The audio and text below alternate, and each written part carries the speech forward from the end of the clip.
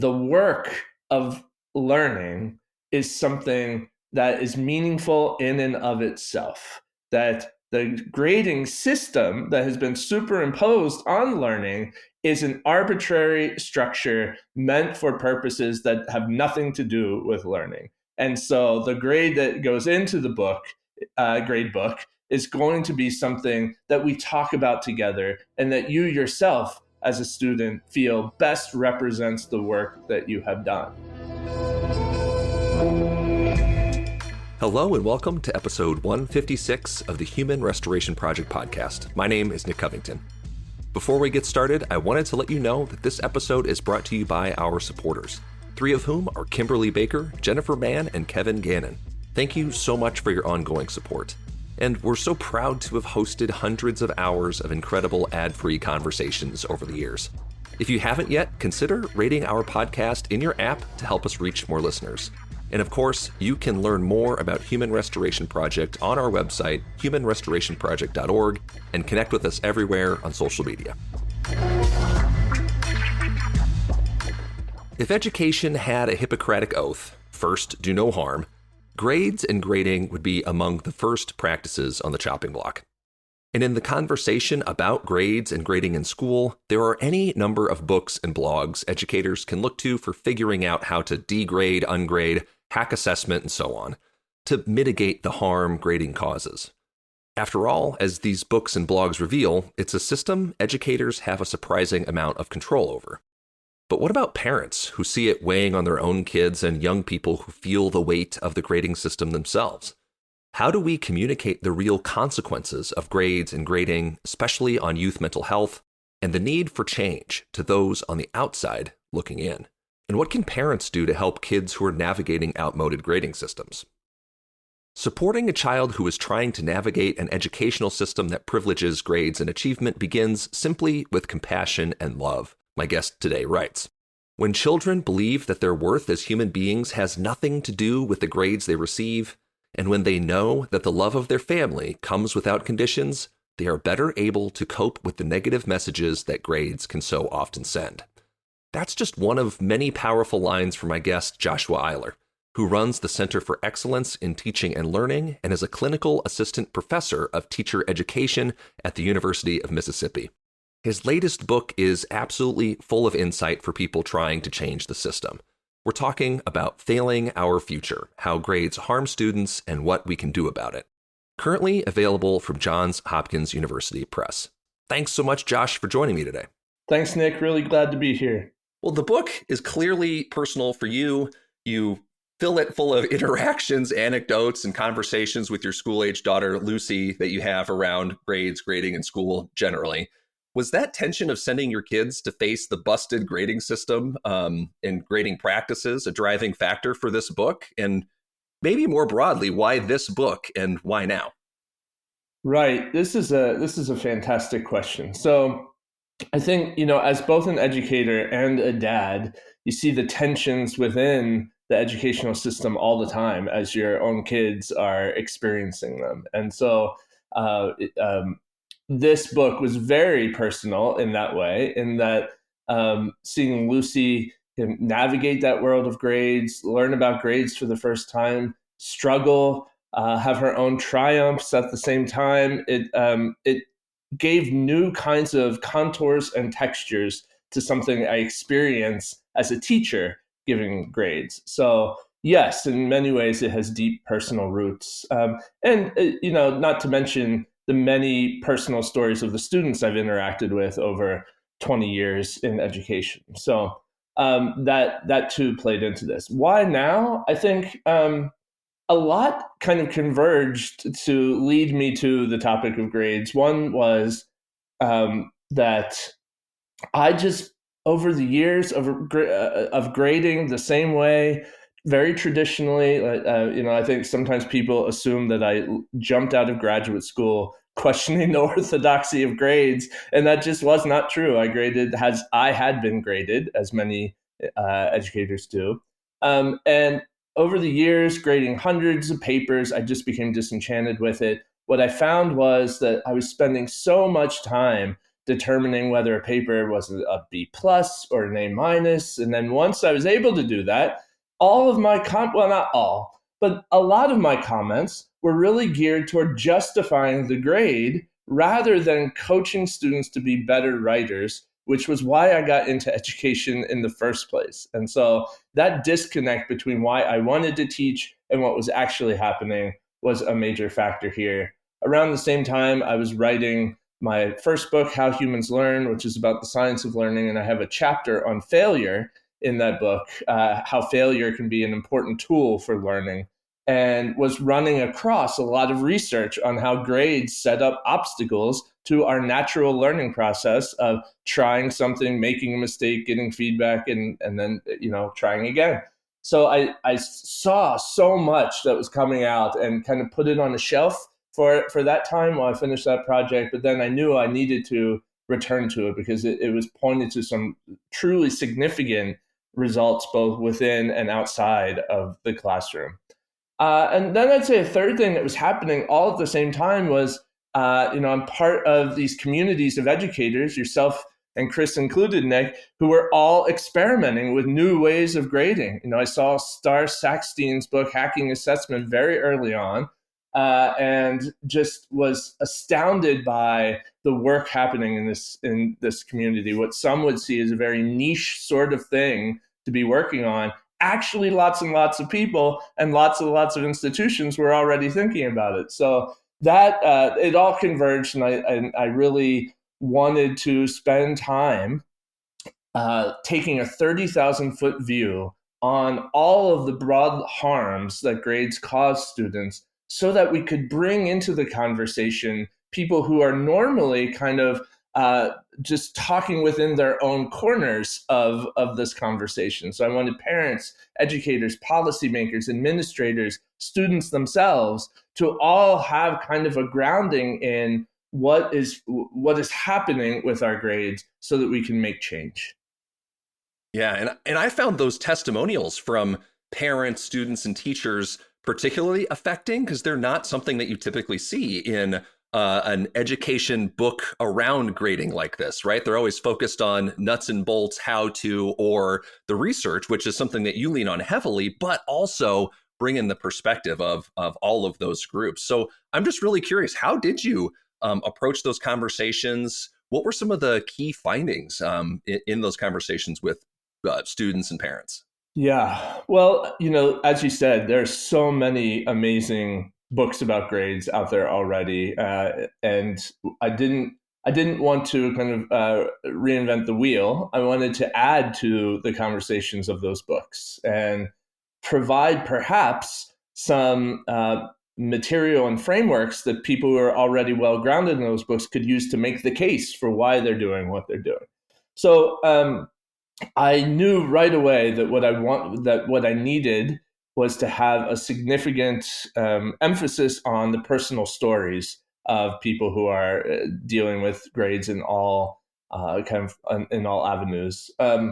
So what did I learn? I learned that everyone feels trapped by grades. They are parents, teachers, and students alike. They absolutely do not like what grades do to them, to their kids, to the process of learning, to their relationships in the classroom and outside of the classroom. And at the same time, they recognize that we are all operating within interlocking systems that put an amazing amount of emphasis on grades as a currency. And so all of them, I think the common denominator of all these interviews was that people are trying their best to mitigate the damage of grades while at the same time acknowledging that they have to work through these institutions that require them. And that is not, to me, what we want education to be about, kind of a cost-benefit analysis of what is the least amount of harm that we can that we can manage to incur in a particular situation. That what we want education to be is a place that centers on learning above all, and the grades are absolutely just standing in the way of that. And then outside of the classroom, the effect on teens and young adults in terms of their mental health, their relationships with their families, their interactions in the world. I think they all point to just how many people are struggling with grades. Yeah, there is just such a enormous amount of tension that you're pointing to here between the purpose of education and the practice of grading. And you spoke to your own journey there too. It's not like people just come out of school, get into teaching young people, and then get it right the first time around. It takes a lot of trial and error, and then wrestling with that tension and shifting systems that you mentioned are all interlocking. It's hard for one person to change the whole institution of grades and grading. And that's one thing I'm really curious to hear from you, Josh, is that we often focus how grading practices impact K-12 students. And you're working with students at the university level. Do I understand that correctly? Yes. Okay. Yeah. So how do you see those consequences, right? Kids who have, been in the system for 13 years or more prior to reaching your class. How do you see the impacts of grades and grading manifesting in your work with young adults at that level, Right. particularly around mental health, even? Sure.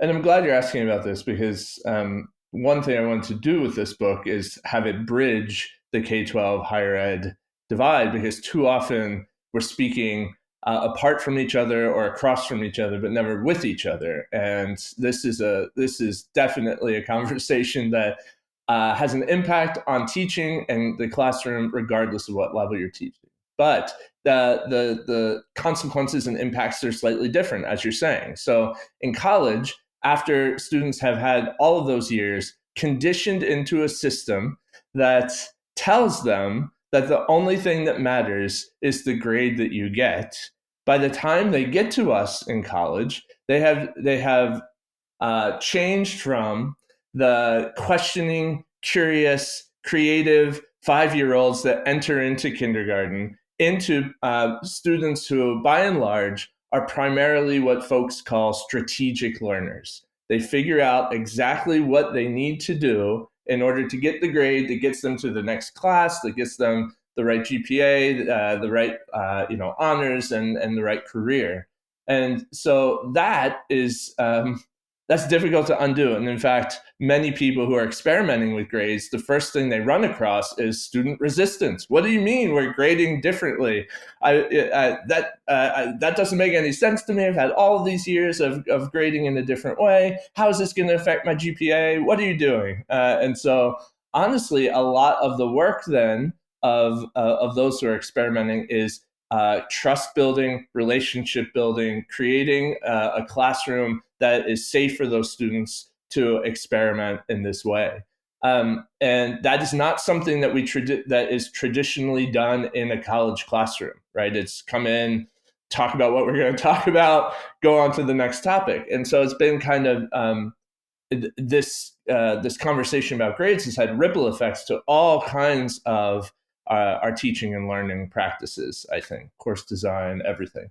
But you also brought up a very good point about mental health. So one of the areas I was most interested in when I was looking at this research was the increased amount of data that we are getting on the way grades have an effect on students' mental health. And there are lots of reasons for that, but what changes in college is students, by and large, are on their own for the first time. And so they don't have the same kind of immediate support structure that they did potentially, not saying that all students have this, when they were at home, right? The other thing, there are two other things that happen in college. One is that most students are legal adults, which means that there are laws that kick in that actually prevent anyone but the student from knowing what their medical records are saying. And obviously privacy is good, but but in that way, but not having their parents, not having that kind of flow of information to their parents can sometimes be detrimental for helping them in moments of crisis with their mental health. And then the third thing is that there are some mental health disorders that develop in your late teens and early 20s. So schizophrenia is one of the most famous of these. It doesn't even develop until students are of college age. And so all of this converges to ramp up the effects. So it ramps up kind of the environment in which mental health challenges can come up when they hadn't before. And then you also increase the pressure and the academic stress of grades at the same time. You have all of these students in college who are thinking, what am I going to do with my life? Right? Not just what college am I getting into, but what am I going to do with my life? And it's just a recipe for many potential problems. And so my thoughts about this are that we have to recognize this as institutions of higher education.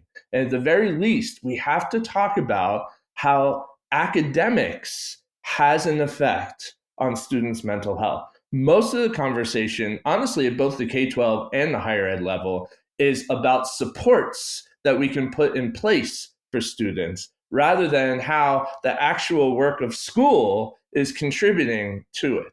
And that's because people don't want to think about how they might be potentially complicit in what's happening, right? And so we have to have those kinds of conversations.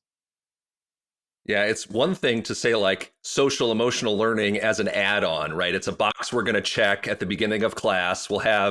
We've seen some systems in the K-12 level that kids do like a little check-in survey or something, click a smiley face scale. How are you feeling today? And, it's just this perfunctory kind of administrative thing that we hear from kids all the time. They say, well, I just lie on that, or I don't take it very seriously, or I can't tell the truth on it because if I say, hey, I'm feeling a 2 out of 5 today, it'll flag something somewhere. They'll have to, go through some bureaucratic process. And and then at the college level, I mean, you're pretty pointed in the book too to say like colleges are really complicit in a lot of the stresses that they put on kids, but they don't want to own that burden that comes from their own systems. Why is that happening at the college level? Why are colleges so eager to get, kids in the door, get them through the admissions process, but then they don't want to have to change what they're doing in response to, the young adults that are entering their campus each fall? Right. I think it's really complex. So what I think we can say for sure is that most of what happens in colleges and universities with respect to mental health is reactive rather than proactive. That they have to notice or they get data that a crisis is happening and then they'll react. So in the book, I look at a lot of reports filed by committees at universities who were responding very sadly to tragic events that had happened on campus. But those committees were not put in place until those events happened. And the results always are more counselors, more workshops for students to be resilient, more communication with resources to get help. And I'm not saying that those are bad things, but they are also not enough.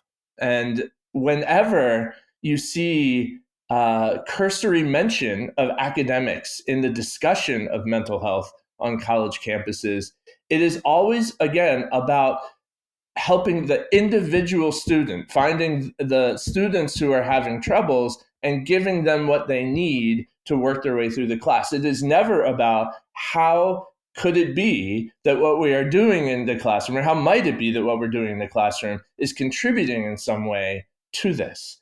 And first of all, students are saying, and we have surveys from some of these institutions, that the top stressor is academics and grades, but the institution doesn't respond to that. And I think part of it is that there is a discomfort with really looking closely at what's happening in individuals' classrooms. Academic freedom is a major tenet of higher education. And so that when it comes to what is a faculty member doing in his, her, or their classroom, it often gets really people feel very wary about having any of those kinds of conversations. But the thing about academic freedom is it came out of the 20th century as principles designed to protect people who may be studying, doing research on, or teaching about controversial things. It was never intended to protect people who were doing things in the classroom that could be potentially harmful for students, right? But talking about the way we grade raises flags about individual professionalism and academic freedom. So it has to be handled very carefully as a community in a kind of a trusting environment, and that can be really hard. And I think it's why so many institutions are having challenges in doing that. Yeah. And I had mentioned in the intro too how your book is really geared in part towards people who are on the outside looking in or on the receiving end of these systems, be they, parents or students themselves. And you have a whole chapter that's dedicated speaking directly to parents from the perspective of parents. I'm a parent. I know parents listen to this. And that's not something that I'd seen in books tackling, again, grades and grading from a pedagogical perspective or an assessment lens. But just outline for us, what are some of the ways that parents can, I don't know, help shift mindsets and attitudes if we can't change the system ourselves? How can we help mitigate these negative impacts of the grading systems that, our kids, be they K-12 or college, are on the receiving end of? Yeah. So it was really important to me to speak to parents, both as a parent myself, but also as an educator who's interested in solving big problems and knowing that solving big problems takes lots of people from lots of different corners of this conversation in order to do it. And I think parents too often, they're not in the weeds of the inside baseball of grading practices, and so I wanted to give them a helpful tool so that they could know what the range of things they might be seeing in their children's classroom might look like, and what strategies to use. So what are some things we can do? First of all, honestly, the first and most important thing, and it comes early in that chapter, don't talk about grades so much. That yes, we know they're important. Yes, we know they can't change them. But let's try to talk to our kids about literally anything else related to school. What did you learn today? What was one interesting fact that came out of your geography class? Who's your favorite teacher? Those kinds of things, to let kids know that school is supposed to be more than just letters or numbers, and it's supposed to be about the learning that happens. So trying to reframe that. Other really important things: cultivating a child's or teenager's curiosity. Really encouraging them in their interests, encouraging them to ask questions about all kinds of things, answering what you can, but looking up together what you don't. My daughter just asked me a question about weather yesterday, and I had no idea, but I said, let's look it up. Great question. Let's look it up. So what that does is I describe it in the book as provides a kind of suit of armor for the negative messages that grades will send once they're in the classroom. It helps them see that learning for its own sake and being passionate about subjects and being interested in things are what is most important throughout their lives, rather than this moment that they are students. Another good suggestion, I think, comes from Michelle Borba's work in a book called Thrivers, and it asks us as parents to identify and focus on our kids' what she calls core assets, which are their strengths, their fundamental strengths as people. So recognizing what those are, and then helping children to build on them, right? So first of all, many kids and teenagers feel that no one really recognizes who they are, what they're good at, and what they're passionate about. And so just having their parents be able to recognize, you know what, you are a fantastic musician, you have a great ear, and then helping them, recognizing that, and then helping them, giving them opportunities to build on those strengths, rather than forcing some kind of cookie cutter model of expectation that we're placing on our kids, identifying who they are and helping them build on that. Those are some key areas that I think the research points to. Yeah, give kids a fighting chance to develop a sense of identity and of purpose before they get into a graded context that sends them conflicting messages about what they're good at, what they like, and helps mold them in those directions. And Yeah.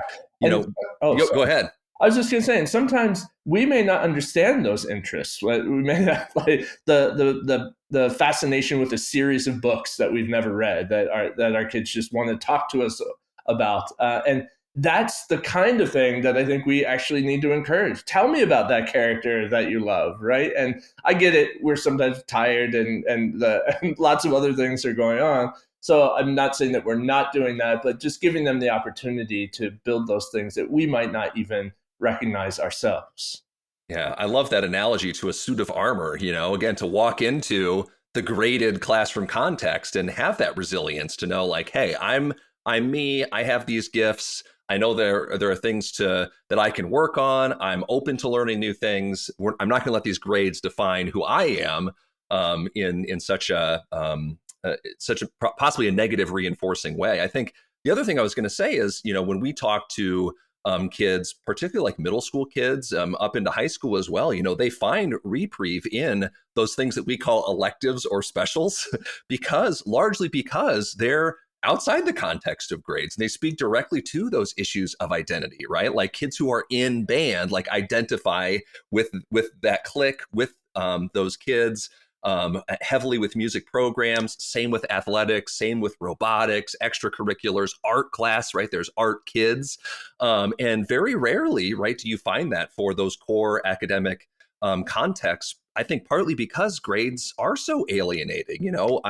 I always dreaded when I was teaching history. I always dreaded that conversation when be getting my hair cut, and the person cutting my hair would ask, "Well, what do you do?" Right? "Oh, I'm a history teacher," because 100% of the time, right? They're like, "Oh, I hated history in school," right? And I'm like, "Oh, I'm not trying to contribute to that, right? I'm trying to do things a little different. Like, I'm sorry, I don't need to apologize on behalf of the profession, but right, we do things in those graded contexts that send those alienating signals about, identity and all those, and what kids' possible futures even entail." So, yeah, I think anything that parents can do to help set that up, and then educators too to read those accounts in your book in part, but be open to feedback from parents and students about the real impact of these systems. They're not benign, right? Like you said, the research points to that. These systems of grades and grading are not just benign things.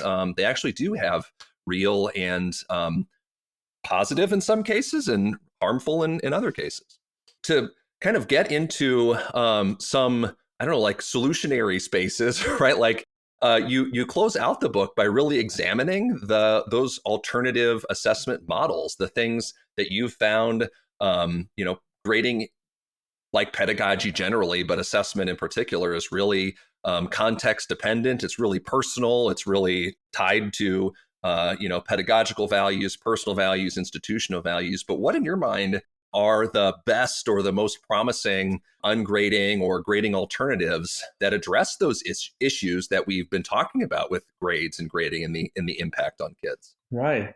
Well, so I think what's great about this new grading reform movement that we've been in, I think, for about a decade or so, is that a lot of these experiments, they're all designed to address and mitigate the kinds of harms that we've been talking about, but they just come at it from different angles. And so, standards-based grading and specifications grading, for example. And I'll just give it a basic model is that you have a course with a set number of academic and skill-based standards that need to be achieved over the course of the term. And the grade there is based on how many standards are achieved and proficiency in, the students achieve proficiency in, rather than what do you get on an individual test.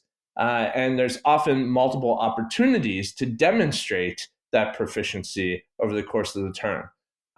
What I love about that model overall is that it honors the fact that learning is a deeply complex process that happens at different rates for different students. And so a student may not do well on a test, 3 weeks into the term, but could eventually develop really powerful understanding of that concept given enough time. And a model like standards-based grading really does that. It also releases the pressure valve. That's not just about a high intensity exam. It's there's more opportunities to be able to meet that standard. So I like that. At the college level, I find a lot of STEM educators who are drawn to standards-based grading because it allows for content and skill development. So that's one. But on the other end of the spectrum, you have something like ungrading or collaborative grading. And Nick, I know you know a lot about this. So not giving many grades at all over the course of the semester, giving a ton of feedback to students, having them self-assess quite a bit over the course of the term, and then proposing with a lot of evidence from the work that they've done what grade they should get that goes in. So that's doing something very different from standards-based grading, right? But it's also still releasing the pressure valve. It's still giving them time to develop as learners. But that model is acknowledging that the work of learning is something that is meaningful in and of itself. That the grading system that has been superimposed on learning is an arbitrary structure meant for purposes that have nothing to do with learning. And so the grade that goes into the grade book, is going to be something that we talk about together and that you yourself as a student feel best represents the work that you have done.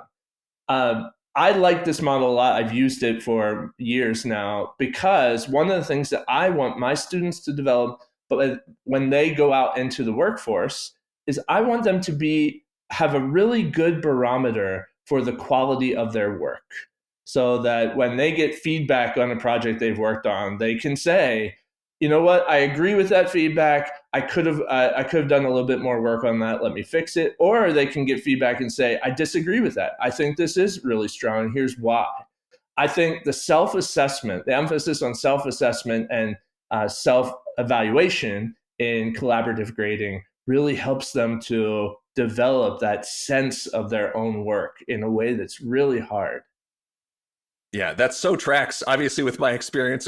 We talked about it, it made its way into the book. But, when I was trying to move away from a more traditional way of grading, I found that the language that students communicated their learning in was only through the language of grades and points. So even when I tried to, move towards a portfolio, but was still giving more traditional assessments, kids would say things, I'd ask them, hey, how did you do on this assessment? Or talk to me about the things that you learned. And they'd say, well, I know I did well because I got a 90%. And it's this perfectly circular logic, right? Where they say, oh, I must have done well because I got a 90%, and I got a 90% because I must have done well. Meanwhile, they could not tell you anything that they had learned or anything of the assessment about if they weren't looking at that directly. The number just communicates, everything that there is to know. They probably tested, forgot, and moved on. So really, for me, it was that collaborative grading part really was about helping students be able to communicate with a language of learning rather than a language of grades and points, to actually be able to speak to their own work and to their own learning,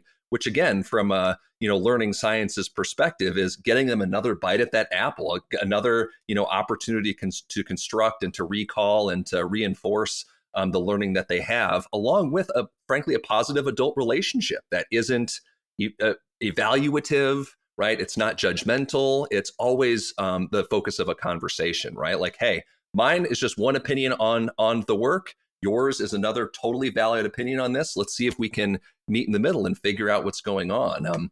It totally was, to speak to something you had mentioned earlier in the conversation, right? That sense of, the strategic learners at first were a little bit scared in the sense that, is this going to put the system at risk? Is this risky for me to step into this? And they were the hardest to convince, but eventually most of them, would lean into it and really excel in such a collaborative environment.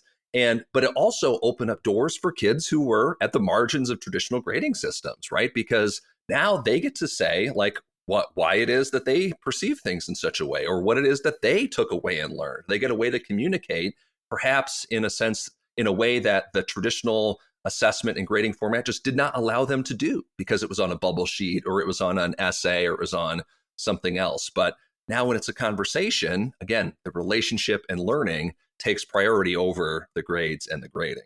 Well, and I'm glad you said that, Nick, because like most systems in American education, grades tend to privilege those students who already know the game of school and know how to find their way through that. So we have a whole other thread of research looking at how grades mirror and magnify the inequities in our society. And we have a lot of work to show that those from historically marginalized communities, those who are neurodivergent, who simply learn differently, that they are the most harmed by a traditional grading system. So yeah, I think it is.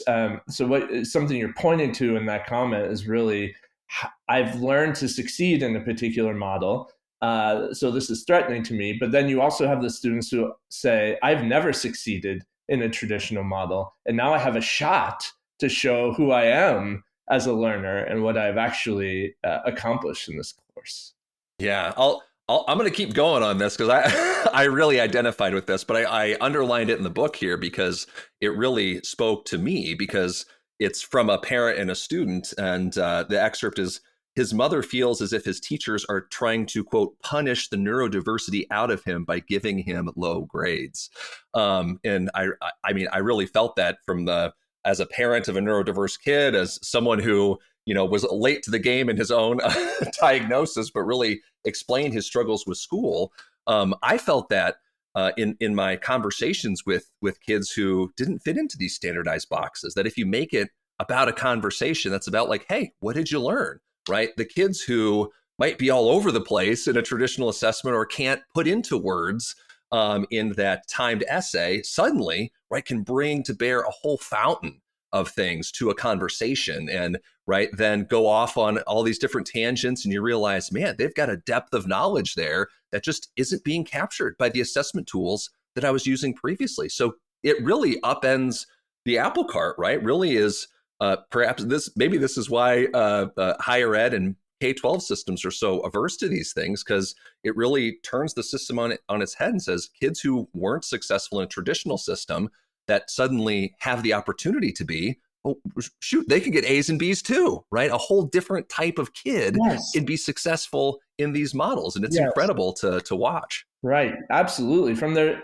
very origins, grades were never about learning. They were meant to rank and sort and separate students. That was their whole function very early on in our history. And so the people who get left out of that are exactly the students that you're talking about. So, yes.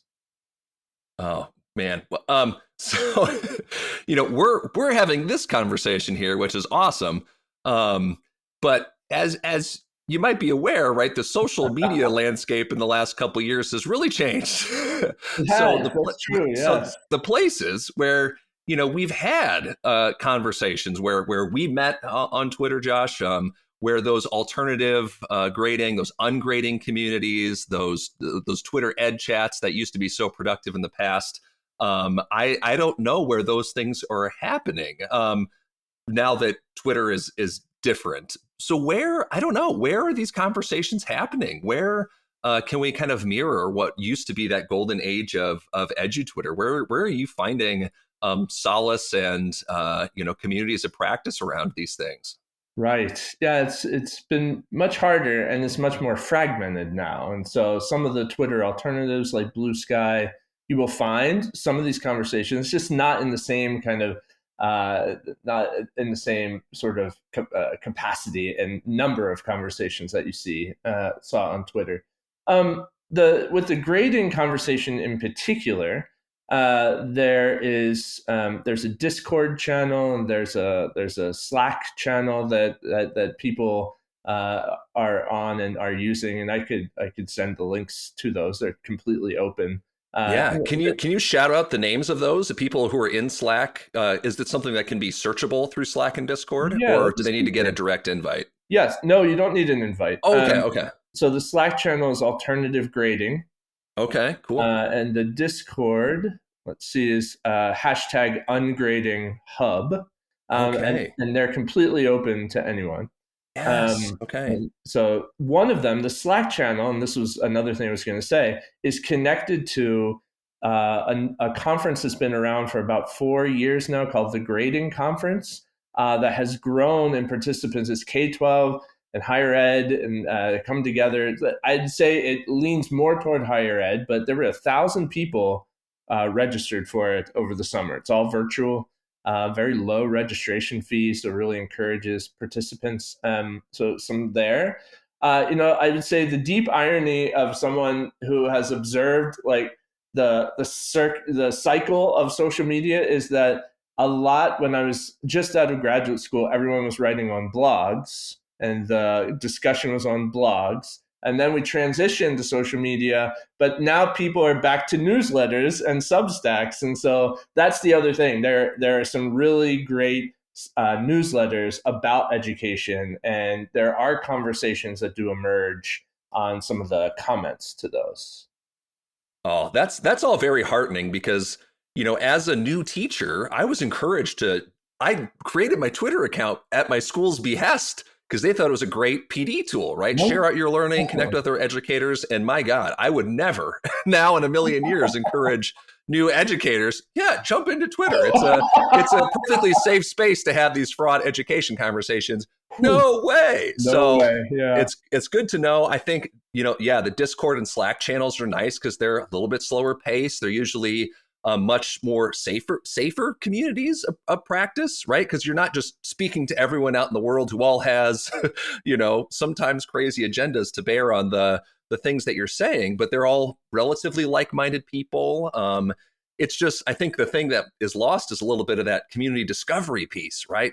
Part of what made the golden age of EduTwitter so dynamic was the fact that people from all over in different contexts, states, levels of education, disciplines could all like converge on these cool issues. And I mean, we're still bearing the fruit of that, today, years later now through your book, Josh, and this conversation and elsewhere. And I'm glad there are at least some places for folks to land, whether they're new to those conversations or whether they want to be part of that continuing conversation. I'm sure your listeners know that not everyone is as rosy on these strategies as we are, and that it is true of any kind of reform that there will be pushback. And so part of what I am hoping that the book also gives people, both educators and parents, are the tools to be able to respond to the pushback. And so, that's a whole spectrum of things from if you change grades, you'll diminish academic standards, to how are they going to get into college and how are they going to get good jobs. So I address all of those things at some point over the course of the book. And I hope that part of it is helpful as well. Oh, that's awesome. Yeah, the book, I found it super accessible. It was frankly a breath of fresh air from a lot of the other, how-to guides. I really enjoyed it. The book, of course, Failing Our Future, How Grades Harm Students and What We Can Do About It. Thanks so much, Josh, for joining me today. Thanks, Nick. This has been great. Thank you again for listening to our podcast at Human Restoration Project. I hope this conversation leaves you inspired and ready to start making change. If you enjoyed listening, please consider leaving us a review on your favorite podcast player. Plus, find a whole host of free resources, writings, and other podcasts all for free on our website, humanrestorationproject.org. Thank you.